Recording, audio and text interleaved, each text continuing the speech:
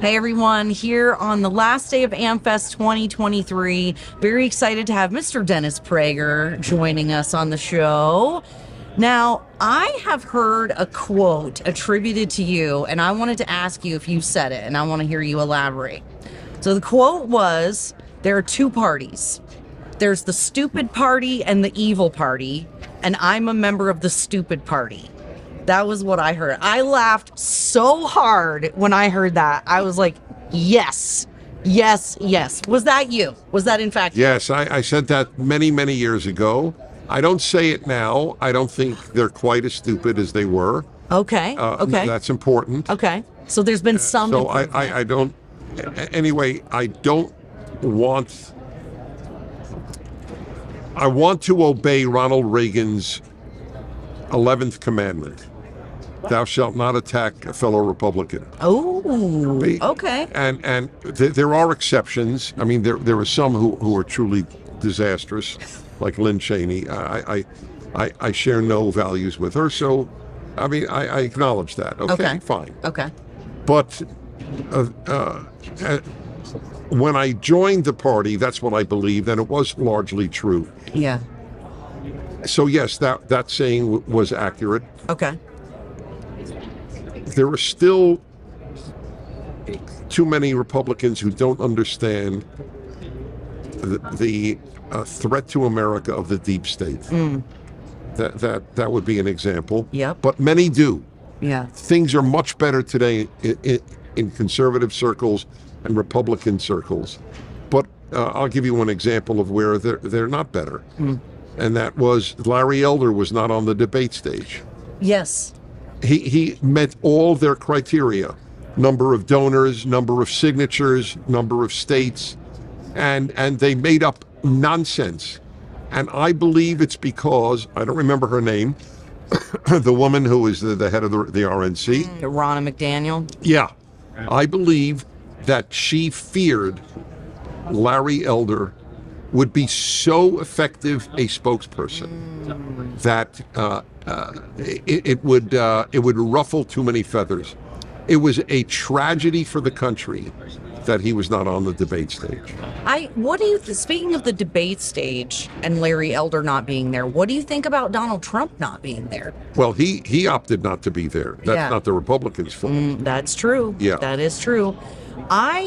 So if we follow that 11th commandment, not to attack other Republicans, but we know that there's corruption in the ranks. Yes, you have to. I agree with you. What do we do? Yeah, you attack it. It's the statement was not to be paralyzed. Okay. Yes. Okay. But I just want people to understand there is only one viable option to the utterly corrosive, toxic Democratic Party. It's called the Republican Party. So don't weaken it. Because that's the only alternative. Yeah. There is no other. Well, and it's one thing to attack the leadership, right? If we know Ronna McDaniel is corrupt and she's terrible, but it's when we backbite each other at the lower levels, right? Diminish our candidates, diminish. Well, that's what happened at the debates. The debates were embarrassing in many ways. I mean, look. It's frightening when you look at the Kennedy-Nixon debate, and you look at what are called debates today. Yeah. Where grown men and women vie with one another for the greatest insult. This is very painful to me. I have kids. I mean, they're older, but I have grandkids. I want to be proud of America.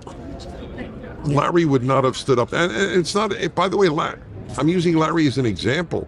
There are a lot of fine Republicans. That's right. But it was a tragedy because he would raise issues that almost no one knows how to raise like he does. Yeah. Well, and I think especially the first couple of debates, the moderators weren't even asking questions. The moderators are usually useless.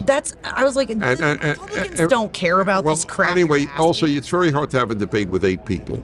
I mean, I don't know. I don't have a good answer for that problem, but these are not debates. These are flashy sessions. What do you think about the fact that they're like the audience is stacked with people who are like cheering and hooting and booing? And I found that very disruptive, distracting, and disrespectful. Well, to a certain extent, look, Kennedy Nixon was done in a room. It was not done in front of an audience. Yep. And it's interesting, Kennedy won on TV, Nixon won on radio. Interesting. Yes, it shows you the corrosive effects of television. Do you think it's just because of like visually? Yes, Kennedy he's was, like, younger he's much or better whatever? looking. He was younger. That's correct. Interesting. There's no question. There's no other explanation.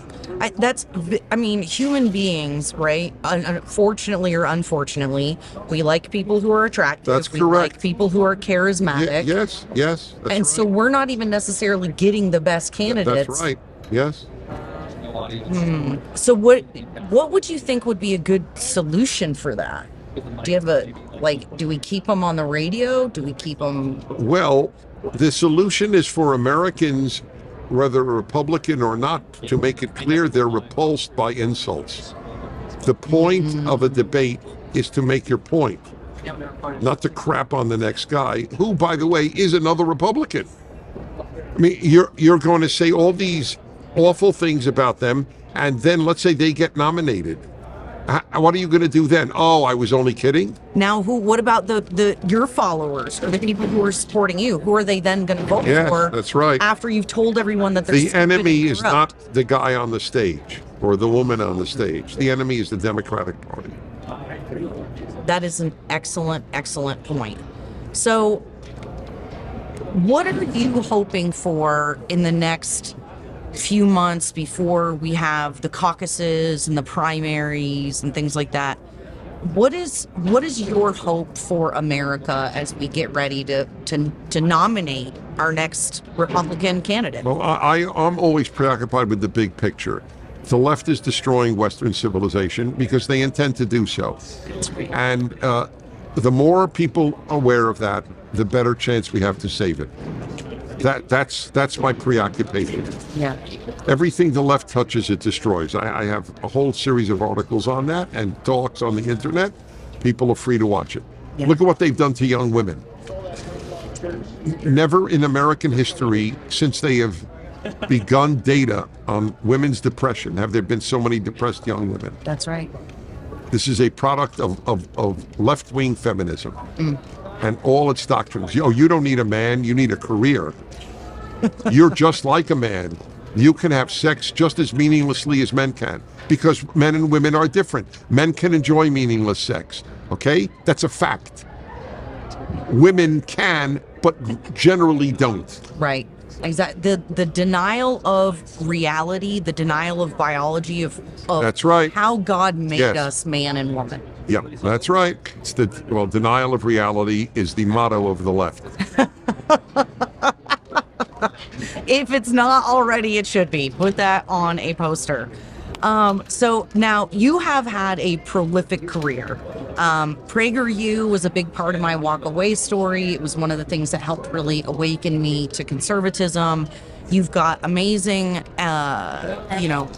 series on Exodus, on biblical stories, on all of these things. What is it?